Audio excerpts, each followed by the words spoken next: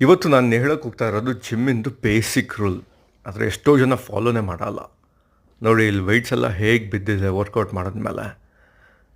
ಎಷ್ಟೋ ಜಿಮ್ಮಲ್ಲಿ ಬರೀ ವರ್ಕೌಟ್ ಮಾಡ್ತಾರೆ, ವೆಯ್ಟ್ಸನ್ನು ಅಲ್ಲಲ್ಲಿ ಇಲ್ಲಲ್ಲಿ ಬಿಸಾಕ್ಬಿಟ್ಟು ಹೋಗ್ತಾರೆ. ಒಂದು ಪರಿಜ್ಞಾನ ಅನ್ನೋದೇ ಇರಲ್ಲ. They don't think about others. ತುಂಬ ಜನಕ್ಕೆ ಗೊತ್ತಿಲ್ಲ. ನಾನು ಸರ್ಟಿಫೈಡ್ ಪರ್ಸನಲ್ ಟ್ರೈನರ್ ಕೂಡ. ಎಷ್ಟೋ ಸಲ ನನ್ನ ಕ್ಲೈಂಟ್ಸ್ ಜೊತೆ ಇದಕ್ಕೋಸ್ಕರನೇ ಜಗಳನೂ ಆಡಿದ್ದೀನಿ. It's just decency. ಜಿಮ್ಸಲ್ಲೆಲ್ಲ ಇರೋ ಎಕ್ವಿಪ್ಮೆಂಟ್ಸ್ ಎಲ್ಲ ಒಂಥರ ಟೂಲ್ಸ್ ಇದ್ದಂಗೆ ಅಲ್ವಾ. ನೀವು ಅದರಿಂದ ನಿಮ್ಮ ಬಾಡಿ ಟ್ರೈನ್ ಮಾಡ್ತೀರಾ, ಅದನ್ನು ರೆಸ್ಪೆಕ್ಟ್ ಮಾಡಿ. ಎಷ್ಟೋ ಜನ ಕಾಲಲ್ಲೇ ಅದನ್ನು ತುಳಿತಾ ಇರ್ತಾರೆ.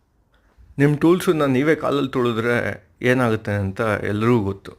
ಒಂದು ಬೇಸಿಕ್ ರೆಸ್ಪೆಕ್ಟ್ ಮಾಡಿ ಜಿಮ್ಮಲ್ಲಿರೋ ಎಕ್ವಿಪ್ಮೆಂಟ್ಸ್ನ. ನಿಮ್ಮ ವರ್ಕೌಟ್ ಆದಮೇಲೆ ಅದನ್ನು ಎಲ್ಲಿರುತ್ತೋ ಅದ್ರ ಜಾಗದಲ್ಲಿಡಿ ಅಷ್ಟೇ. This is the gym's basic rule.